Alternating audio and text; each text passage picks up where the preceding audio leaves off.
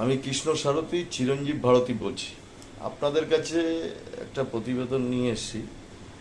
এই যে অনেকে এরকম ফেসবুকে বা ইয়েতে প্রচারে শনির ব্যাপারে ছাড়ছেন। কেউ বলছেন 30 বছরে কুম্ভ থেকে শনি মিনে যাবে, কিন্তু ব্যাপারটা হচ্ছে এইটা কোনো ব্যাপার নয়। ব্যাপারটা হচ্ছে যে 30 বছর বাদে হোক বা কেউ 50 বছর বাদে হোক, শনি যেহেতু কুম্ভ থেকে মিনে যাচ্ছে, বৃহস্পতির ঘরে ঢুকছে, সেক্ষেত্রে শনি যত প্ল্যানেট আছে, যতগুলো গ্রহ আছে, সেক্ষেত্রে শনি কিন্তু তার বৃহস্পতির ব্যালেন্স, শনির একটা ব্যাপার আছে যে বৃহস্পতি শনির একটা ব্যালেন্স আছে।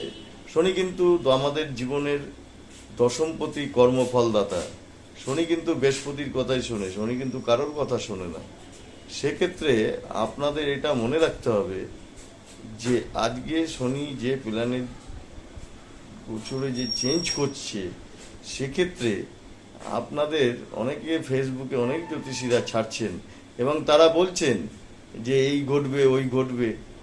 ঘটার থেকেও বড় ব্যাপার হচ্ছে শনিকে নিয়ে আপনারা কোনো ভয়ের কোনো ব্যাপার নেই।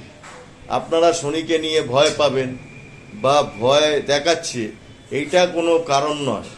কারণ হচ্ছে আপনারা যদি কর্মফল ঠিক করেন, কর্মফল যদি ঠিক থাকে এবং শনি বৃহস্পতি যদি তার চার্টে যদি ব্যালেন্স থাকে এবং দশা যদি ভালো থাকে, তাহলে সেক্ষেত্রে কিন্তু শনি আপনার এই মিনেতে যখনই ঢুকবে তখন কিন্তু আপনাকে ফল দেবে এবং কিছু কিছু রাশির ক্ষেত্রে তারা মারাত্মক ফল পাবে।